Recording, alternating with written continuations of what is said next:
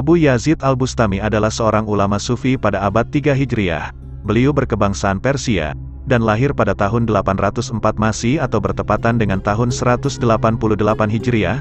Nama kecilnya adalah Taifur, sedangkan nama lengkapnya Abu Yazid Taifur bin Isa bin Surusyan Al-Bustami. Dalam literatur tasawuf, namanya beliau juga sangat sering disebut dengan Aba Yazid Al-Bustami.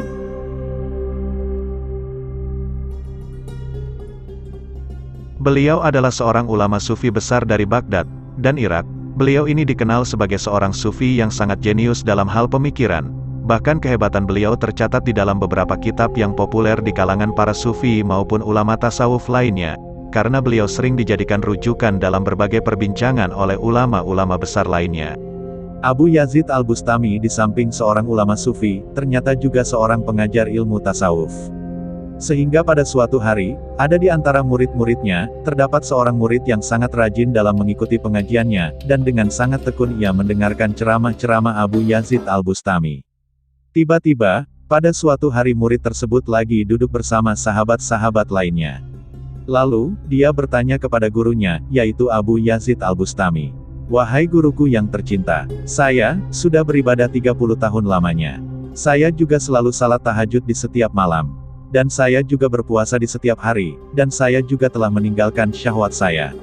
Tetapi anehnya, saya belum menemukan pengalaman rohani sebagaimana yang guru ceritakan. Saya juga belum pernah menyaksikan apapun seperti yang guru ceritakan. Yang lebih parah lagi, setiap pengetahuan yang guru sampaikan juga belum pernah menyentuh hati saya ini. Tetapi walaupun demikian, dalam hati saya tetap selalu percaya kepada ilmu yang guru ajarkan itu. Dan saya sangat-sangat senang mendengarkan ceramah-ceramahmu wahai guruku." Lalu Abu Yazid menjawab, "Wahai muridku, walaupun engkau berpuasa siang dan malam, bahkan sampai 300 tahun sekalipun. Ingatlah wahai muridku, tak akan pernah sedikitpun dari ceramah-ceramahku ini yang akan dapat engkau hayati." "Mengapa demikian, wahai guruku?" tanya sang murid. "Karena matamu tertutup oleh dirimu sendiri," jawab Abu Yazid. "Apakah yang harus kulakukan, wahai guruku?" tanya murid itu lagi. Lalu Abu Yazid menjawab, "Wahai muridku, jikapun saya katakan apa yang harus kamu lakukan, kamu pasti tidak mau melakukannya." Seketika murid itu menjawab, "Wahai guruku, saya pasti melakukan segala perintahmu. Dan saya sangat senang menerima nasihat dari guru. Wahai guruku, tolonglah saya, katakanlah kepada saya bagaimana jalan keluarnya, agar saya melakukan seperti yang engkau ajarkan dan seperti yang guru perintahkan." "Baiklah, kalau begitu wahai muridku," jawab Abu Yazid, "mulai hari ini juga, cukurlah janggut dan rambutmu, dan tinggalkanlah pakaian yang sedang engkau kenakan ini, dan gantilah dengan pakaian yang hina, yang terbuat dari bulu domba, dan gantungkanlah sebungkus kacang di lehermu. Kemudian pergilah ke tempat orang ramai, dan di saat kamu sampai ke situ, kumpulkanlah anak-anak sebanyak mungkin dan katakan pada mereka, akan kuberikan sebutir kacang kepada kalian yang menamparkan kepalaku. Dan dengan cara begitulah kamu pergi keliling kota, terutama sekali ke kota-kota yang ada orang-orang mengenalmu.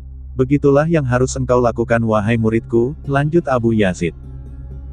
Murid itu sangat terkejut di saat mendengarkan jawaban gurunya. Lalu dia mengucapkan, "Maha besar Allah, tiada Tuhan kecuali Allah," kata si murid itu setelah mendengar kata-kata Abu Yazid. Setelah mendengarkan kata-kata si murid itu, Abu Yazid pun berkata, "Jika seorang kafir mengucapkan kata-kata yang baru saja kamu ucapkan itu, niscaya kafir itu akan menjadi seorang muslim, tetapi bila kata-kata itu keluar dari lisanmu itu, berarti engkau sama seperti telah mempersekutukan Allah." "Mengapa begitu wahai guruku?" tanya si murid. "Karena engkau merasa bahwa dirimu terlalu mulia untuk berbuat seperti yang telah kuperintahkan itu. Kemudian engkau juga mengucapkan kata-kata seperti itu tadi, seperti Allah Maha Besar. Karena kata-kata itu, kamu pakai untuk menunjukkan bahwa engkau adalah seseorang yang penting, dan sama sekali tidak kamu gunakan untuk memuliakan Allah yang Maha Agung dan Maha Besar. Dengan demikian bukankah engkau telah mempersekutukan Allah? Bukankah engkau telah menganggap diri juga punya kedudukan yang besar dan mulia?" tanya Abu Yazid kepada si murid itu. Lalu murid itu pun menjawab, "Wahai guruku, saran-saranmu yang tadi tidak bisa kulakukan. Tolonglah aku wahai guruku, berikanlah saran-saran yang lain."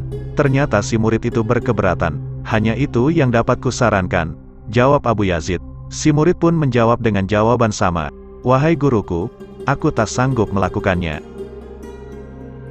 Bukankah telah aku katakan dari tadi, bahwa engkau tidak akan sanggup untuk melakukannya, dan engkau sangat sulit untuk menuruti kata-kataku, jawab Abu Yazid.